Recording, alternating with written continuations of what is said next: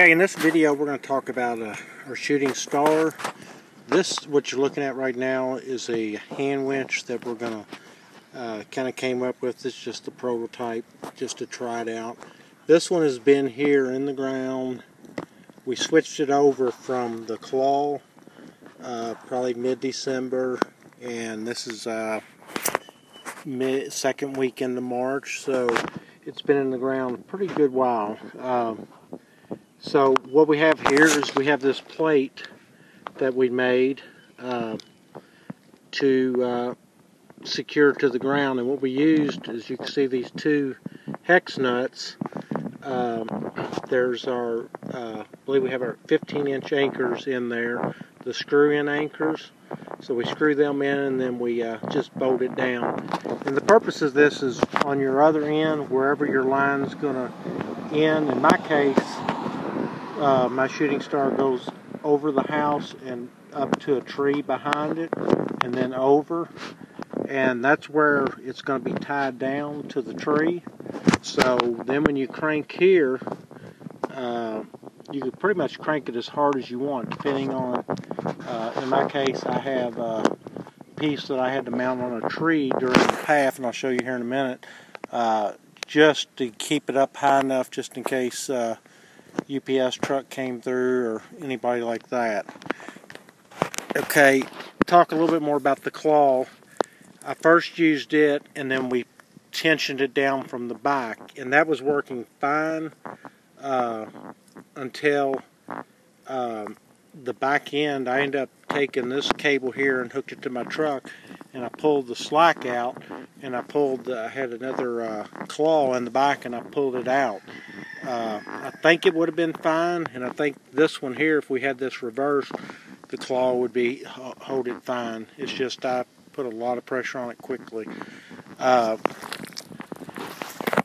Okay, so I left this up, my display's down, and I left this up before I finished taking it down. So technically this would be the last shooting star, and then I don't have a piece down here. Wherever you pick a point where it's going to hit, I just lay like some rope light down or something like that, or you could put strobe lights, or the combination of both the rope light and the strobe light, just to make make it look like it crashed, and it kind of came in the sparkles. Okay, so the way a shooting star works is this is where I started putting them on. Okay, and our shooting stars, if you notice, I got a clevis on it, and we're going to start doing something different with our stars. Is we're going to start the piece up there where the clevis goes. We're going to make a bar that goes across to it that'll have a hole in each end, and then what it's going to do is keep the clevises from sliding while you're pulling it up, because I had that problem. One would slide to the other one, and it would kind of tilt. But as you go up here and look, I got about 13 stars, and they go up to that tree back there. Okay, and what you do is you see if you can see the wiring harness right there. Okay, when I put my first star on here, we have, of course, our clevises hooked on.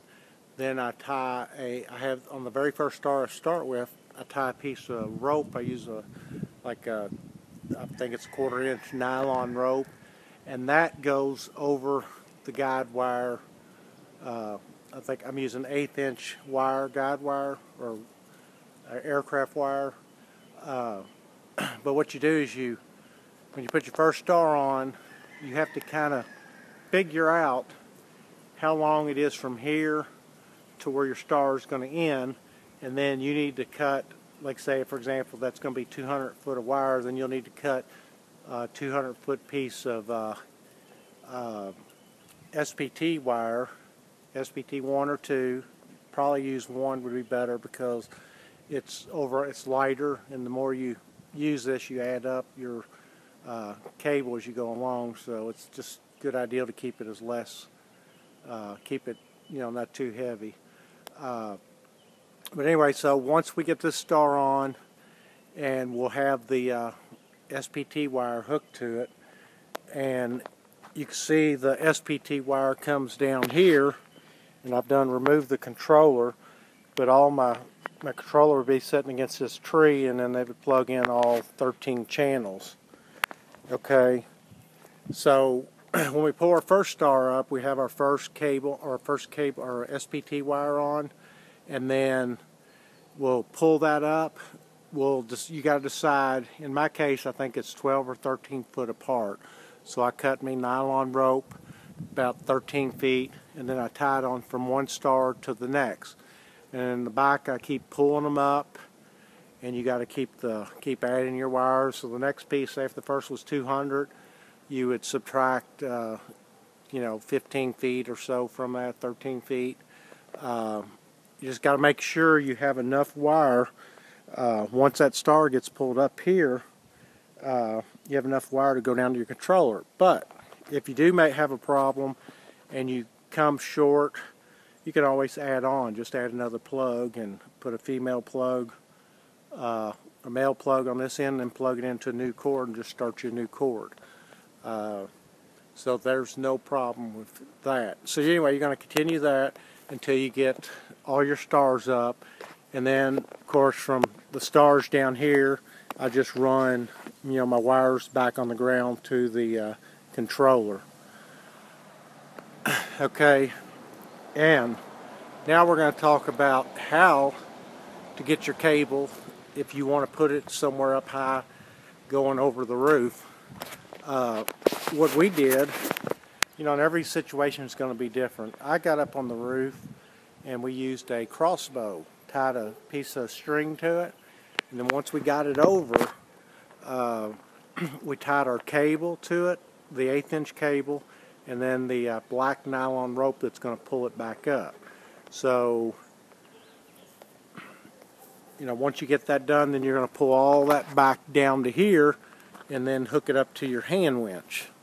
And then, you'll tighten your cable as tight as you think you need it, and then that'll make it easier to start pulling everything up. Up here you see the piece I was talking about, and that star right there is not the way it's supposed to be. We just wrapped it up there after the display just to get it up a little higher. But anyway, that's the piece that's... Okay, here's the the claw I told you we had hooked here in the back, and I pulled the truck and pulled it out of the ground.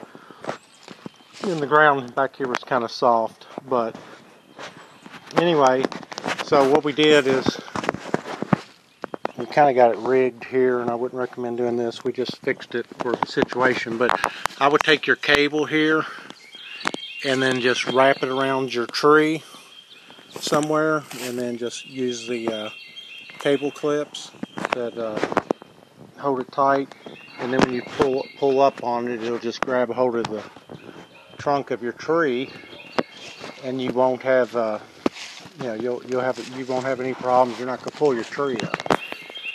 If you could look up here, I have this tree, these two trees, and this tree here, if we had time, we would have cut it down. I'm going to cut it down anyway because this is a big oak in front of it, and it's not growing on the back side, so I need to get this one down to so it'll grow on this side and not lean more towards the house.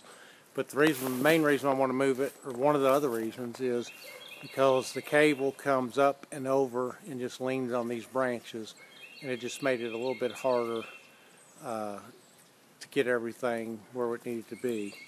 But eventually we got it. But if you don't have any trees on the other side, then you shouldn't have any problem.